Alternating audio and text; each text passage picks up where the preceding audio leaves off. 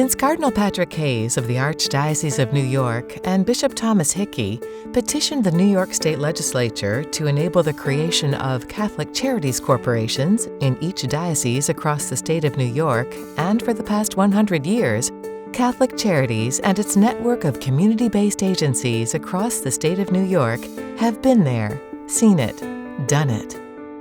2 world wars, the Great Depression, the turbulent 1960s, the AIDS crises, terrorist attacks, natural disasters, the housing and finance market collapse of the last decade, and the recent influx of refugees from war-torn nations. Today, 8 Catholic Charities agencies serve more than 1 million clients annually, providing programs which span all 62 counties across New York State, totaling more than $1.3 billion in support services, working together as a unified force to educate and advocate for state and federal resources to support their cause. And in 2017, celebrating a century of love, support, and service to the most vulnerable across New York.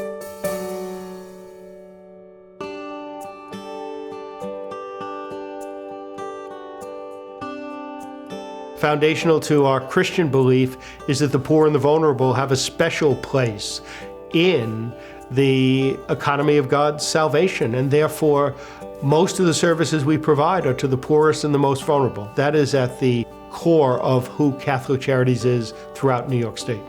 Whether you're Catholic or non-Catholic or non-religious, it doesn't matter. If you're someone in need of assistance, we're there to help you, and that's what our goal has always been.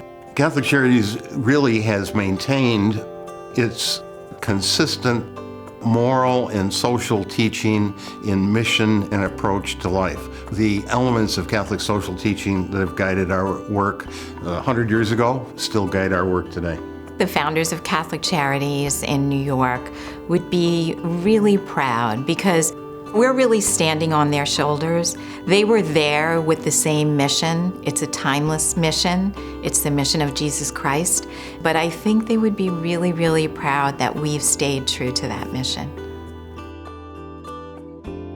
When Catholic Charities got started, our main emphasis was working with children. Now we're dealing with the elderly. We're dealing with those who have a substance abuse problem, a mental illness, someone who is developmentally disabled, or their family's trying to take care of someone that's developmentally disabled. We're doing tremendous work with respect to immigrants and refugees that are coming into our country and our state. And we are providing thousands of units of affordable, supportive, and safe housing to thousands of New Yorkers that we weren't doing 100 years ago. The issue of poverty and the incidence of that is a prime concern for all of us. So we ask the question all the time, how does what we do as far as serving the needs of the people we serve go to help alleviate poverty? We have to become experts at understanding poverty, what causes poverty, the many manifestations of poverty, and how do we create the lift to assist people to move out of poverty and get to that next stage of their life. We are especially attuned in New York State to providing services to those with developmental disabilities, those with mental illness, those who abuse alcohol and drugs, persons living with HIV and AIDS, persons, especially veterans, suffering from traumatic brain injury. We've become a safe haven for a lot of people, and they feel safe coming to Charities, whether it's looking for food, looking for rent, looking for housing. I see it all the time when we place people who come from the homeless shelter and they go into their apartments, and the joy on their face when they see it. They have homes, and now they feel part of the community again. And after 2008, all the people who lost their homes and who had large homes, some of them, and they had to go back into the homeless shelter with their families, and now they're coming out and getting into family housing is like a dream come true for them. The face of need in normal times at Catholic Charities is really the most vulnerable, the poorest of the poor. And we're very accustomed to living out that mission. When 9/11 hit, when Superstorm Sandy impacted our shores, everybody from every socioeconomic background was impacted. And that really changes the face of need.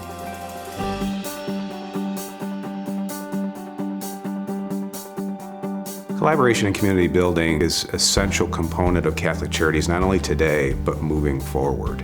And when we look at the complex needs of the folks that we serve, our strength as an organization is to be able to understand needs, develop programs and services to meet needs at both the community and statewide level.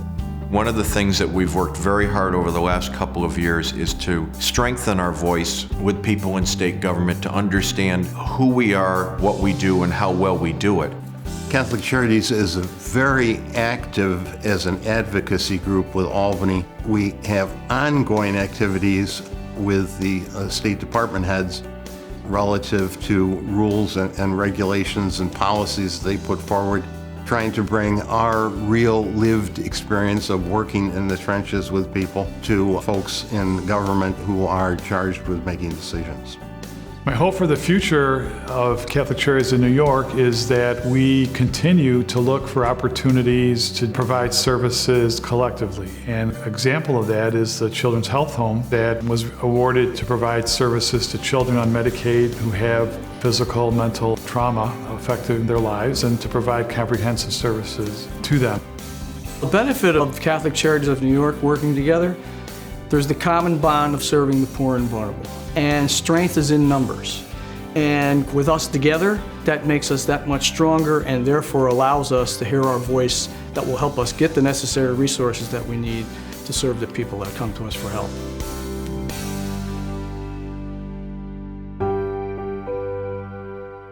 The backbone of Catholic Charities is the staff, the board, and the volunteers. With 17,000 plus employees across the state, 9,500 to 10,000 volunteers and board members who are dedicating their time, talent, and resources to Catholic Charities. Without them, we would be lost.